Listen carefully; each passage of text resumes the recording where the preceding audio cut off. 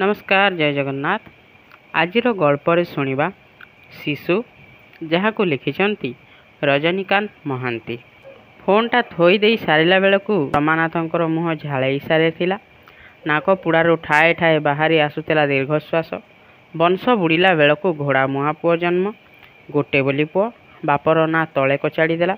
मुह ओहली पड़ुछि तलकू तलकू। रमानाथ फोन रे शुणिथिले, आज्ञा संग्राम केवल आपणक पुओ बोली कलम मुन ठक करी अटकी जाउछि, नहेले जांता तीनी पांजिरू। मेलारे आउ दी तीनी जण सांगंक सह गोटे झियकू नई तलकू झिंकुथिले। एमिति घटना एथर मिसाई 10। संभाळंतु, पस्तेइबे, एबठू सतर्क करंतु। एबे कॉलेज पिला पुलिस केस प्रमाणित हेले बुझुचंती तो। एबे भी रमानाथंक कानरे बाजुछि टाए टाए। मनकू मन टहकुथिले रमानाथ। अरे तोरी एका ए बयसरे झियो दरकार ना आमको भी दरकार हुए। बे झियो संभाळिबाटा कौन तोर एकचाटिया? एबे भी परा नीति नुआ देहटे पाखरे नथिले रातिरे मते निद हुए ना। किंतु केही तो केबे एमिति मते सतर्क करी देई नाही। बापा थिला बेले केही तो तांकू डाकी कही नाही तम पुओ लफंगा बाळुंगा हेई गला बोली।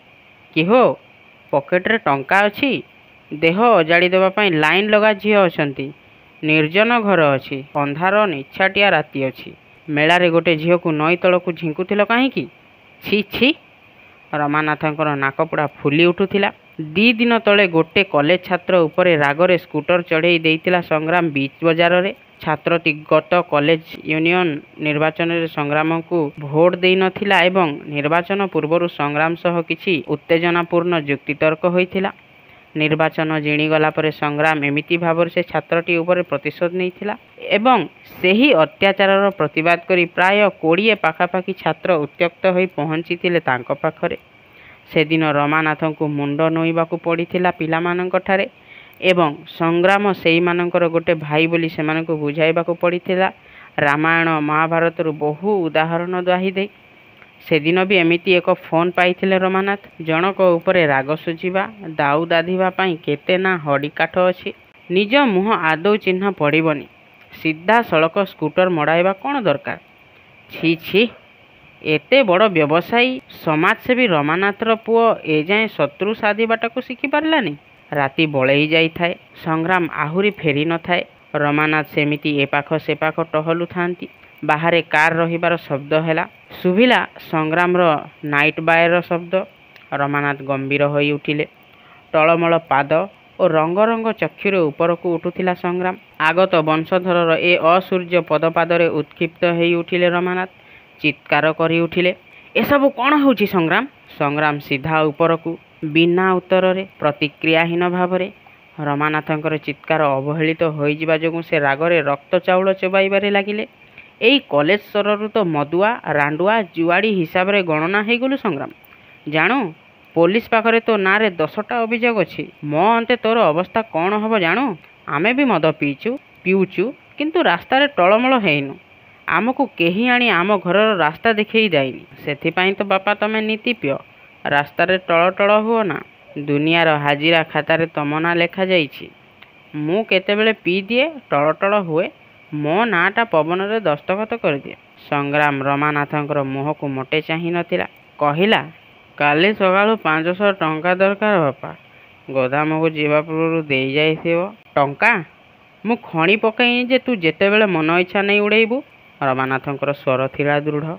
तम अटा गहम चाउल डाली तेल बिक्रीर लाभ पैसार मु मोटे जाए नाइनी। तमे जो बस्ता बस्ता गोड़ी बाली तेंतुली मंजी चोकड़ बिकिच, से लाभर बैंक इंटरेस्ट रु सामान्य खर्च करुचे मात्र।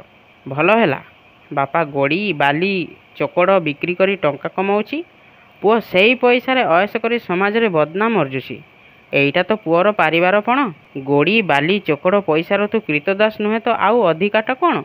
मु सिना भेजाल कारबार करुछि, तू तो भेजाल मनीष हेई गलु। थम करी छिड़ा होई जाइथिला संग्राम। एक भिन्न चमक खेलीगला सारा आखि। सेते बेलकू सहरर कौनसी एक छकरू सुबिथिला एक सतर्ककारी हुइसिलर लंबा रड़ी। संग्राम आस्ते आस्ते चलीगला निज रूम को। दीर्घ श्वासर लहरी खेलुथिला रमानाथंक दुई नाक पुड़ाटी रे। कहानीर फर्द लेउटिला बेलकू शब्द धाउ थाए।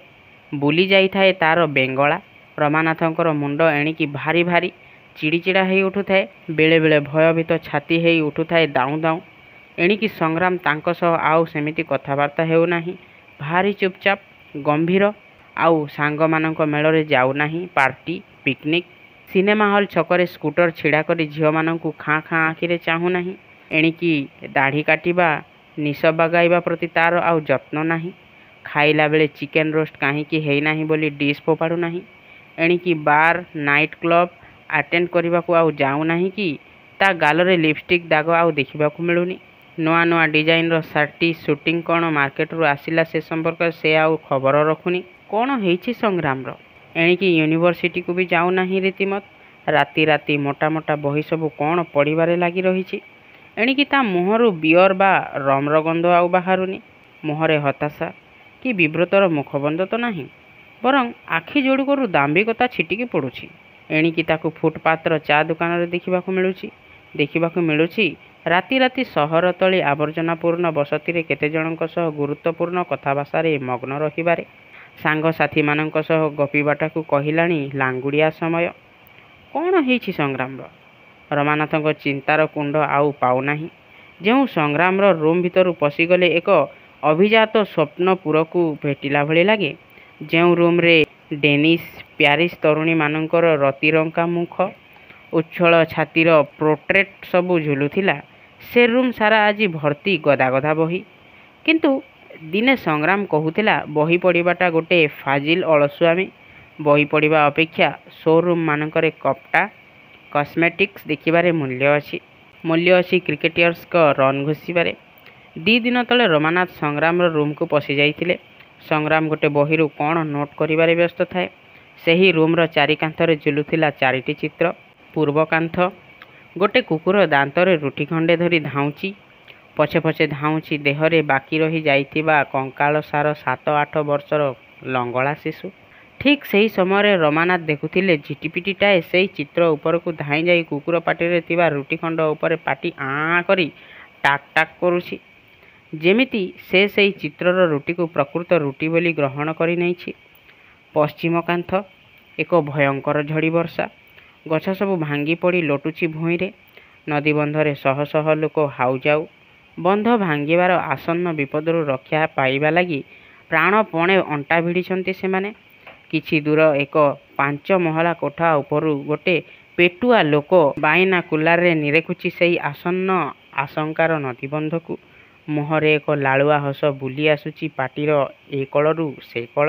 ଠିକ୍ ସେହି ସମୟରେ ରମାନାଥ ଦେଖୁଥିଲେ ଗୋଟେ ବୁଢ଼ିଆଣୀ ବାଇନାକୁଲାର ନଳୀର ବାହାର ପାଖ ମୁହଁରେ ଥିର୍ କରି ବସି ରହିଛି। ଉତ୍ତର କାନ୍ଥ, ସୂର୍ଯ୍ୟ ଉଇଁଛି, କିରଣ ଛାଇ ଦେଲାଣି ଚାରିଆଡ଼େ। ଗୋଟେ 70-80 ବର୍ଷର ବୁଢ଼ୀ ହସି ହସି ଦାଣ୍ଡର ଅରମା ପହଁରୁଛି ଏବଂ ଗୋଟେ ଯୁବକ ଶୋଇଛି ଖଟରେ। ଖଟ ପାଖରେ ଗୋଟେ ଆଷ୍ଟ୍ରେ ଉପରେ ଧୂମ୍ରପାତ କରି ଚାଲିଛି ଜଳନ୍ତା ସିଗାରେଟଟେ। ଠିକ୍ ସେହି ସମୟରେ ରମାନାଥ ଦେଖୁଥିଲେ ମାଛିଟିଏ ସେଇ ଯୁବକର କାନ ପାଖରେ ଗୁଣୁଗୁଣୁ ହେଉଛି। ଦକ୍ଷିଣ କାନ୍ଥ, ଆକାଶ ମେଘବର୍ଣ୍ଣ। ଏକ ଘନ କଳାର ଛାଇ ବ୍ୟାପ୍ତ ହୋଇ ଯାଇଛି ସାରା ଆକାଶ। ଆକାଶ ତଳେ ସମଗ୍ର ପୃଥିବୀର ମଣିଷମାନେ ଭୟଭୀତ, ଶିହରିତ ହେଇ ଉଠୁଛନ୍ତି। ଆଖିଗୁଡ଼ିକ ଅସ୍ୱାଭାବିକ ଭାବେ ଡିମା ଡିମା ହୋଇଯାଉଛି। କିନ୍ତୁ ଆକାଶରେ ଏମିତି ଘନକୃଷ୍ଣ ଛାଇ ଦେଖି ଛୋଟ ଛୋଟ ଶିଶୁମାନେ ତାଳି ମାରି ହସି ନାଚୁଛନ୍ତି, କୁରୁଳୁଛନ୍ତି। ସେଇ ଘନ ଛାୟା ପାଖେ ଏକ ବୃହତ୍କାୟ ମଣିଷ ଛିଡ଼ା ହୋଇଛି। ମୁଣ୍ଡ ଲାଗିଛି ଆକାଶରେ, ପାଦ ଭୂଇଁରେ। ତା ମୁହଁରେ ଏକ ଦିଗ୍ବିଜୟୀ ହସ। ଅଥଚ ପାଦଠୁ ଛାତି ଡେଇଁ ବେକ ଯାଏଁ ହେଇ ଉଠିଛି ପାଉଁଶ ବର୍ଣ୍ଣ। ମୁଣ୍ଡକୁ ଛାଡ଼ି ଯେମିତି ସେଇ ମଣିଷଟିର ପାଦଠୁ ବେକ ଯାଏଁ ସବୁ ଅଂଶ ଆନାସ୍ଥେଟିକ୍, ସ୍ପର୍ଶ ଶକ୍ତି ରହିତ। ହୁଏତ ସେଇ ଲୋକଟି ଗାମା ରେବମ୍ ଶକ୍ତିସମ୍ପନ୍ନ ଏକ ରାଷ୍ଟ୍ରର ନାୟକ, ଯେ କି ବିଶ୍ୱର ସର୍ବଶ୍ରେଷ୍ଠ କର୍ତ୍ତା ବୋଲି ନିଜକୁ ଜାହିର କରିପାରୁଥିବାର ଅହଙ୍କାରରେ ସ୍ଥିତ। ଅଥଚ ଛାତି ସମେତ ସମଗ୍ର ଦେହ ପାଉଁଶରେ ପରିଣତ ହୋଇ ଆସୁଛି। ସେ ସମ୍ପର୍କରେ ସେ ନିଶ୍ଚେତନ। ରମାନାଥ ବାବୁ ଦେଖିଲେ ସେଇ ଚିତ୍ରର ତଳେ ସଂଗ୍ରାମର ହାତ ଅକ୍ଷରରେ ଲେଖାଯାଇଛି, ଗୋଟେ ଗୁଳି, ଗୋଟେ ରାଜନୈତିକ ନାକାମୀ। ରମାନାଥ ହଡ଼ବଡ଼େଇ ଯାଇଥିଲେ। ସଂଗ୍ରାମ ସେମିତି ନିମଜ୍ଜିତ ଥିଲା ନୋଟ୍ କରିବାରେ। ହଠାତ୍ ଏକ ଅମୋଘ ଚିନ୍ତାରେ ମୁହଁ ଉପରକୁ ଉଠାଇଲା ବେଳେ ରମାନାଥଙ୍କୁ ଦେଖି ଚମକି ଉଠିଥିଲା। ତତ୍କ୍ଷଣାତ୍ ରମାନାଥ କହି ଉଠିଲେ, ସଂଗ୍ରାମ, ଏ ଛବିଗୁଡ଼ାକ ଭାରି ସୁନ୍ଦର ହେଇଛି। ସଂଗ୍ରାମର ମୁହଁ ବଦଳି ଯାଇଥିଲା। ପ୍ରଜାପତିର ରଙ୍ଗ ବଦଳିଲା ଭଳି ଆଖିର ଦ୍ୱାର ଖୋଲି ଯାଇଥିଲା। ସେ ପ୍ରଶ୍ନ କଲା, ୟା ପୂର୍ବର ଚିତ୍ରଗୁଡ଼ାକ କ'ଣ ଅସୁନ୍ଦର ଦିଶୁଥିଲା? ନା, ସେଗୁଡ଼ିକ ବି ସୁନ୍ଦର ଦିଶୁଥିଲା, ରମାନାଥ ଉତ୍ତର ଦେଇଥିଲେ। ସଂଗ୍ରାମ ମାପି ନେଇଥିଲା ତା ବାପାର ସୌନ୍ଦର୍ଯ୍ୟବୋଧର ଓଜନ। ଏମାନଙ୍କୁ ସବୁ ସୁନ୍ଦର ଦିଶେ। ଜୀବନବୋଧ ସମ୍ପର୍କରେ ଯେଉଁମାନେ ବଳଦ, ସବୁ ଛବି ସେମାନଙ୍କ ପାଇଁ ସୁନ୍ଦର। ତଥାପି ସଂଗ୍ରାମ ପଚାରିଲା, ଆଗର ସେ ଛବି, ଏବର ଏ ଛବି, ସବୁ ଭିତରେ କ'ଣ କିଛି ତଫାତ୍ ନାହିଁ ବାପା? ଆରେ, ଛବି ଆଖିକୁ ଭଲ ଦେଖା ହେଲେ ହେଲା। ଭଲ ଦେଖା ହେଉଥିବା ଛବି ସବୁ ଭିତରେ ଫରକ କ'ଣ ଅଛି? ରମାନାଥ ଉତ୍ତର ଦେଲେ। ଜୀବନ ଉପରେ ପାଦ ଦେଇ ଢୁଳାଉଥିବା ମଣିଷର ଏହା ହିଁ ଅବସ୍ଥା। ତା ବାପାକୁ ଆଉ କିଛି କହିପାରି ନଥିଲା ସଂଗ୍ରାମ। ରମାନାଥ ଏକ ଗଭୀର ସନ୍ତୋଷର ନିଶ୍ୱାସ ଭିତରକୁ ଟାଣିନେଲେ, ସାଇକେଲରେ ପମ୍ପ ଦେଲା ଭଳି। ଯାହା ହଉ, ପୁଅ ଏଥର ବାଟକୁ ଆସୁଛି। ଗୋଟେ ବଡ଼ ପରୀକ୍ଷା ଦେବା ପାଇଁ ସେ ବୋଧେ ପ୍ରିପେୟାର ହେଉଛି, ଯେଉଁଥିରେ ଉତ୍ତୀର୍ଣ୍ଣ ହୋଇଗଲେ ସେ ନିଶ୍ଚୟ ଗୋଟେ ବଡ଼ ସରକାରୀ ଅଫିସର ହେବ। ସେ ନିଜେ ବି କମ୍ କାମ କରିଛନ୍ତି। ସାମାନ୍ୟ ଭୁସାମାଲ ଦୋକାନରୁ ଏବେ 10ଟି ଗୋଦାମର ମାଲିକ। ଆଜି କିନ୍ତୁ ରମାନାଥଙ୍କ ଛାତିରେ କିଏ ଯେମିତି ଛୁରୀ ଭୁଷି ଦେଇଛି। ସେ ଖାଲି ଡହଳ ବିକଳ, ହାଇଁ ପାଇଁ ନିଜକୁ ନିଜେ ନାତ ମାରି ହେଉଛନ୍ତି। ସେଲ୍ସ ଟେକ୍ସର ଅଫିସର ମିଷ୍ଟର ସାହୁ ଆସି ପହଞ୍ଚିଲା ପରେ ରମାନାଥ ଯେତେବେଳେ ନିଜର ଧର୍ମକୋଠିଟି ଖୋଲିଥିଲେ, ସେତେବେଳେ ସେ ରୁମ୍ରେ ଅଭିରାମ ପରମହଂସଙ୍କର ଷ୍ଟାଚ୍ୟୁ ପରିବର୍ତ୍ତେ ସେ ଆସ୍ଥାନରେ ଗୋଟେ ଲଙ୍ଗଳାସାର ଶିଶୁର ଷ୍ଟାଚ୍ୟୁ ରହିଛି।